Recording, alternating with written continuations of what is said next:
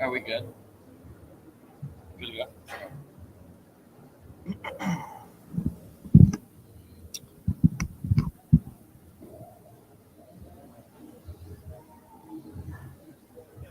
Okay. Good afternoon, everyone. Welcome back to day 2 of Xpo Canna. My name is Duncan Markovich. I am the owner and co-founder of Better Ways LLC. We opened in 2019, right after the Federal Farm Bill Act of 2018 was established. So my colleague Paul and I decided to open up Better Ways in our hometown of Brantford, and we wanted to focus on 3 pretty fundamental things: education first and foremost, good affordable products from the U.S. with transparent COAs, and just trust in building sort of that new relationship with somebody who might be interested in cannabis other than conventional pharmaceuticals. So since then, Better Ways has won Best on the Shoreline for alternative hemp CBD health and wellness store since that category was created back in 2020. We are proud Connecticut Canna Warrior members, the CT Cannabis Alliance.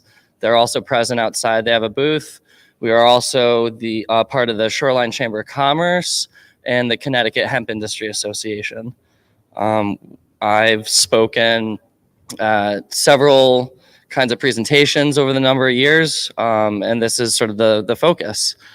So we really want to ensure that anyone seeking any kind of interaction with this plant, whether it's for information or high quality medicine, that it's education driven. You know, people need to understand how this plant acts with their bodies, how their bodies are supposed to respond to it, how it's not supposed to respond to this plant.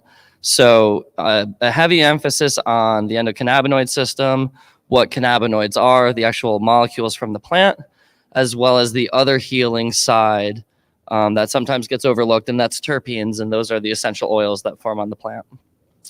Outside of the just, science education, it's also educating the, the patient or somebody walking in, what's going on, what's happening in the scene, what does cannabis look like right now, where did it start, hopefully where is it going. I came out of the banking industry. I got stuck in banking for about 6 years as a financial advisor for TD Bank. So corporate modalities, the understanding how corporate money works is something that I had the privilege of understanding, but more so where to hold yourself accountable and making sure that regardless of your position that you're doing things ethically and keeping other businesses and community members in mind. This is people's plant-based medicine, and as such, all medicine should be grown, manufactured with the highest quality intentions possible. If I always say, if your certificates of analysis are not third-party tested, you shouldn't trust them. And reading those certificates of analysis can be daunting, so always, feel free to reach out. Anyone in the store should be able to read those to you. They should, any, in my opinion, I feel anybody interacting with a medical patient, a recreational patient, just somebody curious about the plant should be as educated as possible, because you're on the front line.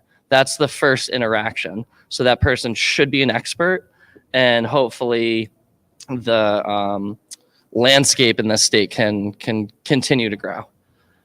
The other big concern is really knowing the full supply chain of your product, not just the brand representing it or the person trying to sell it to you, but truly knowing how that plant was grown, what were the mediums, what were the nutrients and amendments, how and when it was harvested, as they say, seed to product knowledge. And we'll get a little bit further into that.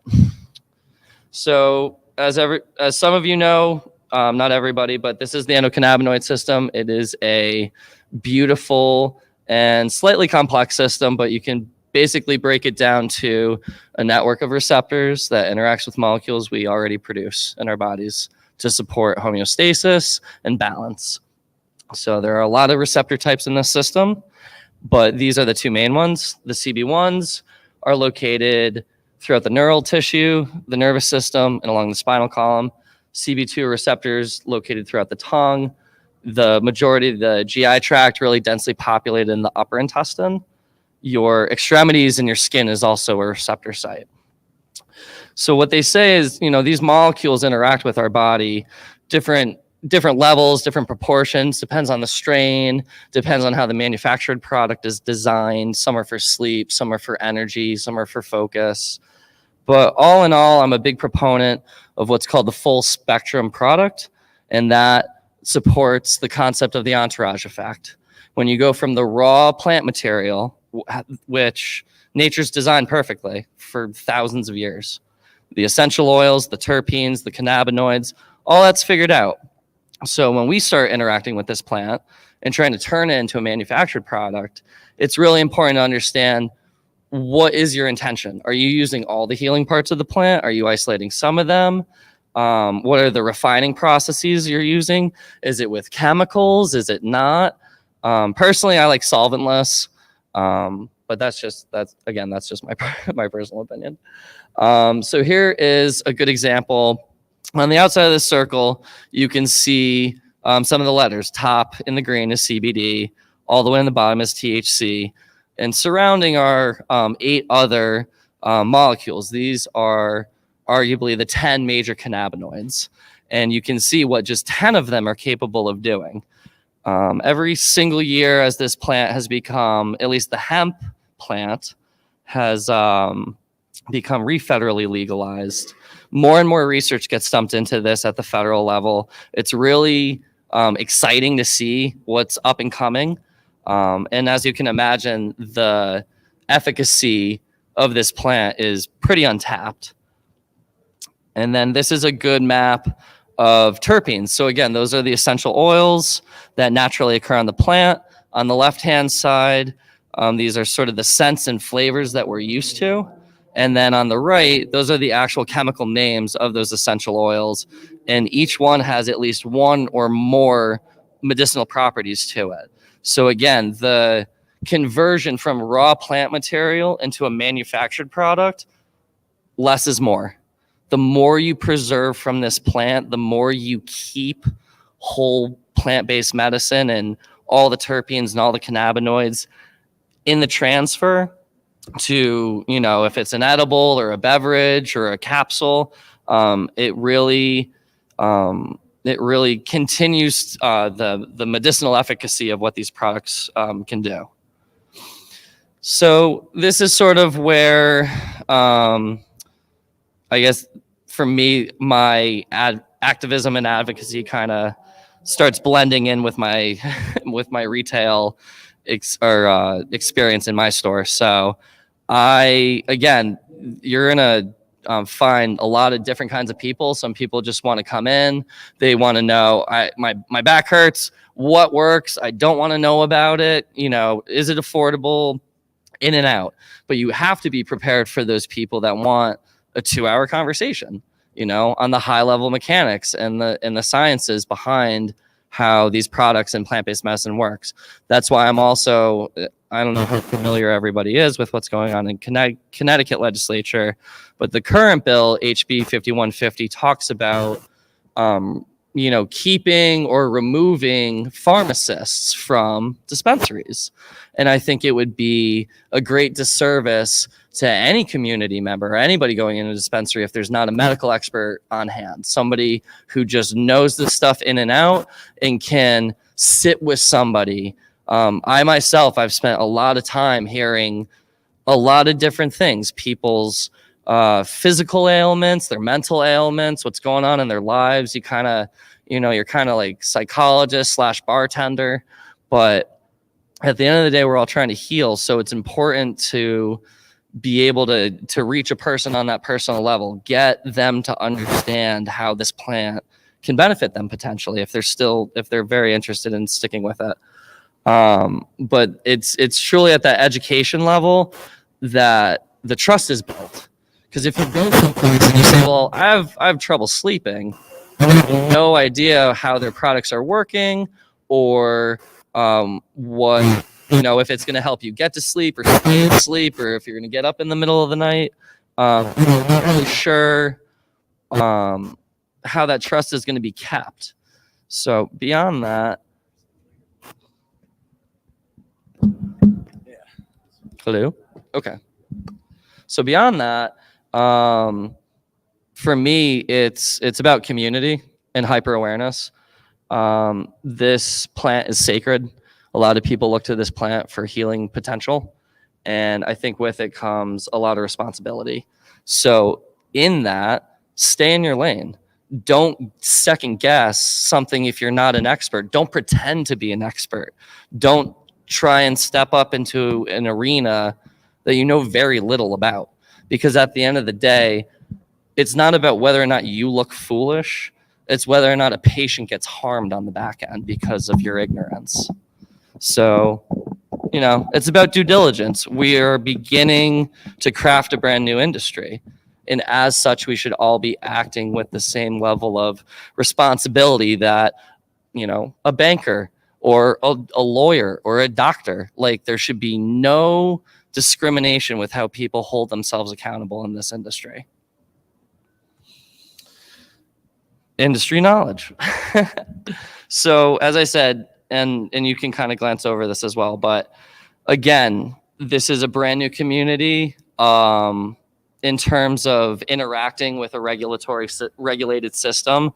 But the cannabis community has been around for decades, and people have been interacting with this plant for thousands of years. So it's important to keep that always in the back of your mind, that this is just information and a great healing tool that we've had for thousands of years, and now we're just re-engaging with it. But again, it comes back to responsibility, and again, I really stress on supply chain knowledge. I myself have suffered, it's called cannabis hyperemesis syndrome. It occurs when you get sick, you throw up from cannabis, and it's usually from dirty inputs. Pesticides are in the flower. It could be, if not food grade distillate, and somebody gets it for cheap and they don't know where their sourcing's from, and they try and upcycle it into edibles. All those impurities and all those imbalances get multiplied each time you try and go to the next gate with the manufacturing process. So that's why I'm very, very adamant knowing everything in my store. I've tried it all myself except my pet tincture. I don't need to drink my salmon oil to know it works. But right now, because this is not federally legal, states are allowed to remediate flower how they see fit. And most industry standards, that remediation tactic is through soaking it in ozone or microwaving it to ensure that things like mold and bacteria or powdery mildew or things that might be missed or ignored in large grow situations, but you gotta save your harvest, right? You're beholden to your shareholders and not to the community or the plant. So you gotta make sure it works.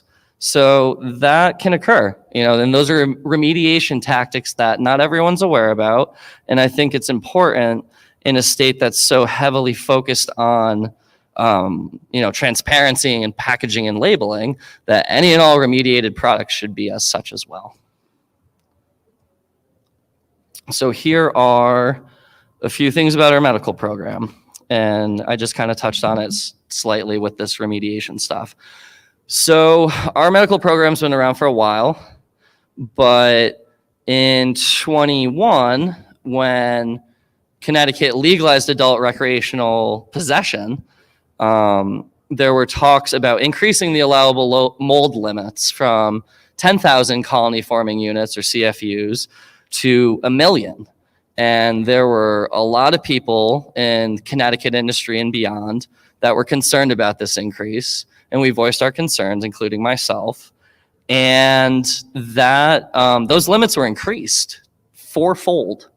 And so now Connecticut has the highest level of mold and bacteria limits in a medical marijuana program in the state, or I'm sorry, in the country, combined with a few other states. When that legislative decision was made at the time in 22, over 54,000 medical patients in Connecticut's program were not alerted that the mold limits would be increased. Not really sure why. Kind of like if there was an E. coli outbreak in your grocery store and Stop and Shop didn't say anything about it, there'd be some issues. At the end of the day, again, patients are my concern. Honoring this plant, making good meds. So it's important that people act accordingly. I have an audio clip from what happened. I had a medical marijuana patient in January of 23, and she came into my store, and this is what she had to say.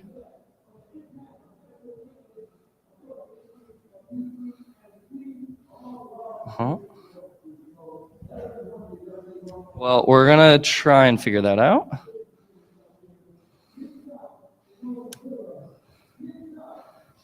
I have that audio, but we can go on.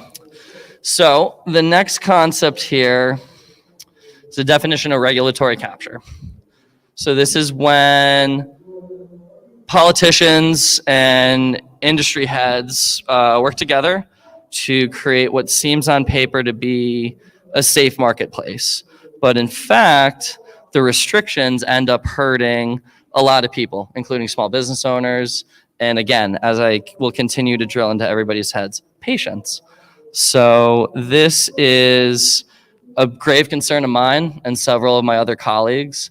What the greater concern is, not so much that small business owners kind of get left in the dust, but it's just an inherent breaking of trust. It's setting the wrong caliber of interaction with the community, especially those who may not have any knowledge about cannabis at all, but they might hear of something like this and say, well, I don't really trust that. Where do they go? Where are they supposed to go? And that's why we need a good caregiver program. So these are some really lovely maps. This is courtesy of Box Brown. If you don't follow him on Instagram, he is one of the leading cannabis political cartoonists in America. And he is just really great guy. But he is equally concerned with sort of keeping accountability and observation with what's going on here in America with these companies. So this is, these images are a little old, but roughly you can understand what's going on. So this was canopy growth and kind of how they spread out throughout the country. This is Green Thumb. We got our good friends at Rise over there. This is True Leave. And then we got Curaleaf. So again, this is just a good observational, web, how everything is proceeding across this country. And I have Box Brown's, some of his work right here. This is his first comic strip about a local Connecticut cannabis group of enthusiasts and diehard caregivers. And so this was back in 21, and you can see sort of through the story here of a community coming here together. And then this is the secondary recent one that Box Brown did, again, narrating the story about the High Bazaar and discussing sort of tactics that our government is using, recent decisions by our Attorney General, General Law Committee, and Commissioner of Department of Consumer Protection.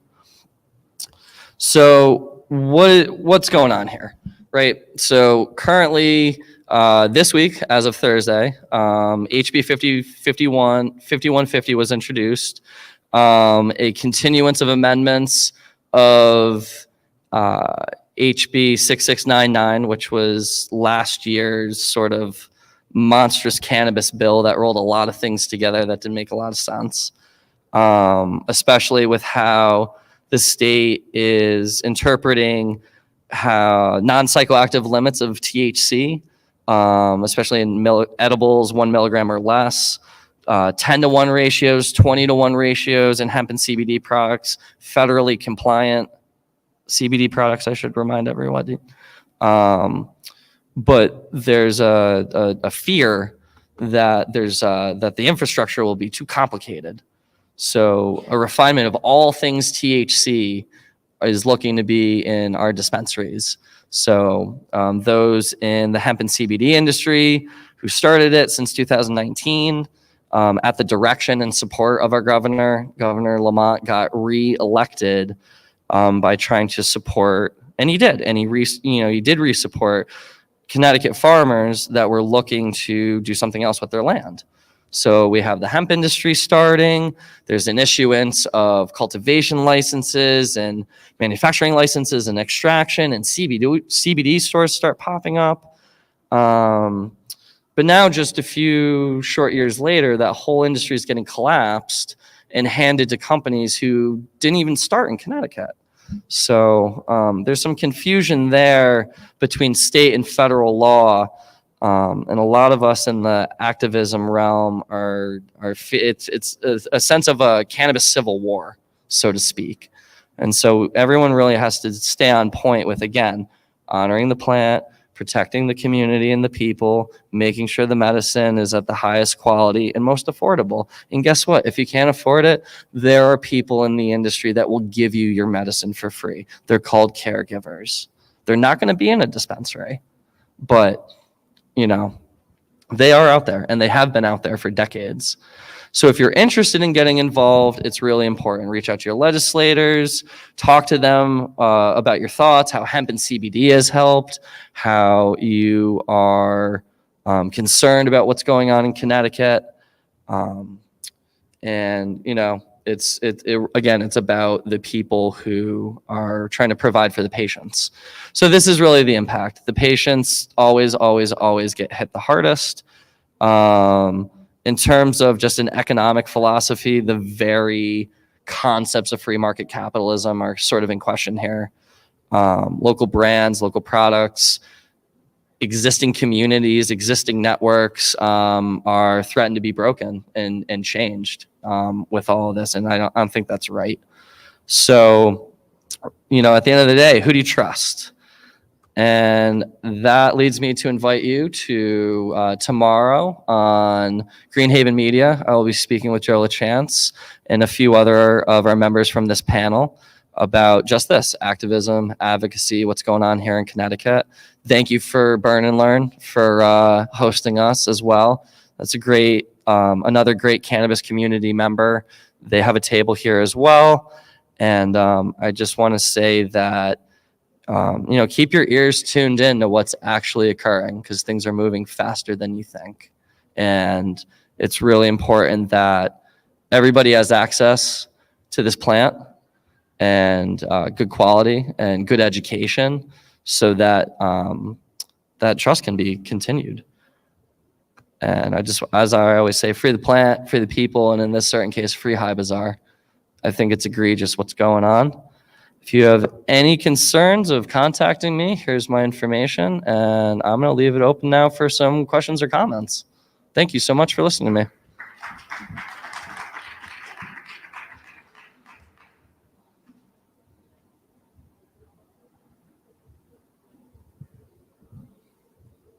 Yes, you in the back.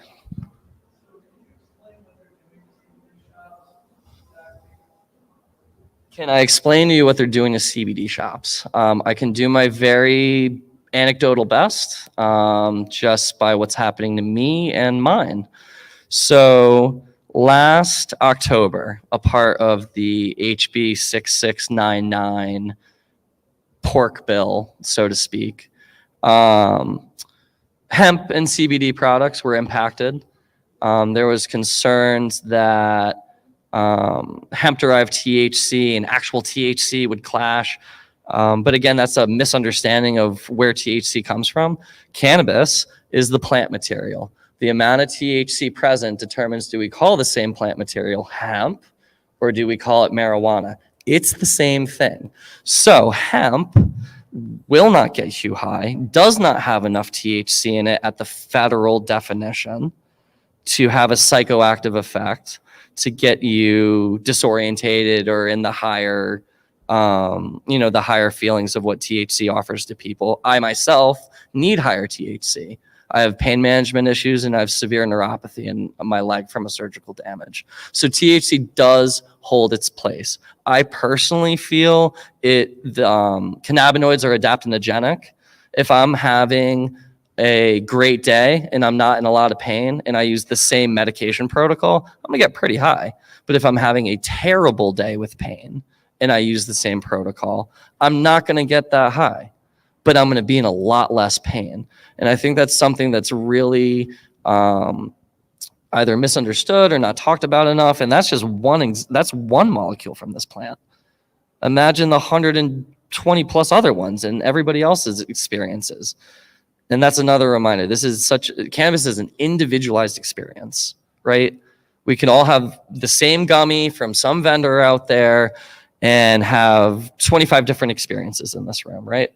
So that's another thing to be noted, is just because there's a particular level of THC, that doesn't mean the individual is going to be intoxicated to a point. They might not even get enough with those 5 milligram limits or 10 milligram limits that cost them more money to get higher dose products.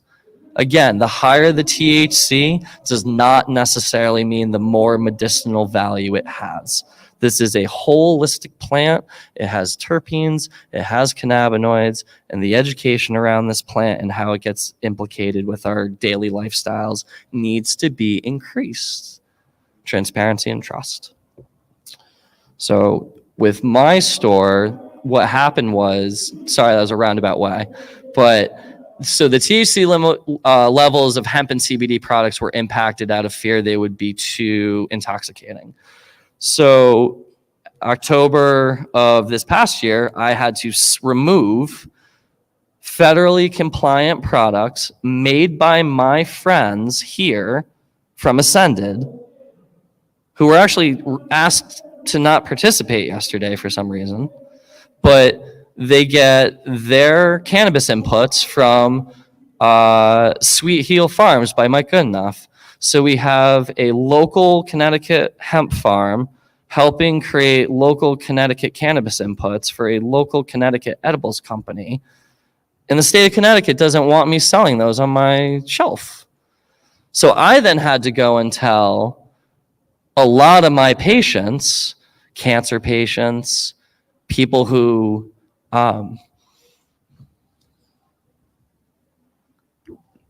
were dying, that I couldn't help them in my store because my legislators made a misguided decision about how this medicine works and how it's to be distributed to the community. And I mean, some of them were like my friends' parents that I've known my whole life. And people are like, why? Why? You know, it's federally compliant, it's state compliant. So that's the real world impact of these decisions. Patients get cut out and it's egregious. And at the end of the day, there are caregivers in a community that have to tell people no. Some of these people are on their last line of hope. They've gone to all the doctors. They've tried all the medicines. They've had all the side effects. They've had all the other prescription meds for the side effects, and nothing works. And then they finally get to a brand or a cannabis establishment that actually cares about their well-being and the quality of the products going into their bodies. I personally try and treat everybody in my store like they're my family. This plant and community has shown me just that. It's about family. And no amount of money can teach you that. There is no SOP for culture. I hope that answers your question. Anybody else? Yes.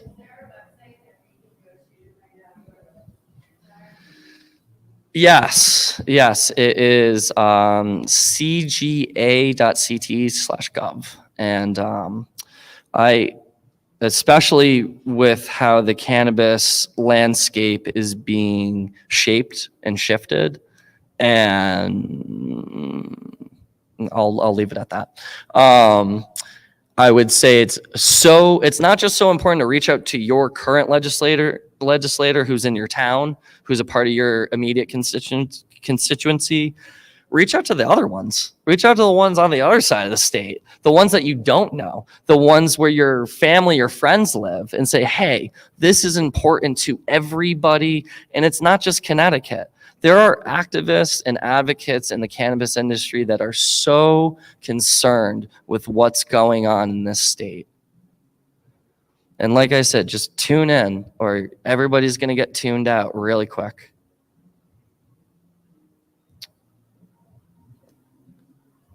All right. Well, thank you everybody for your time today. Enjoy the rest of this expo.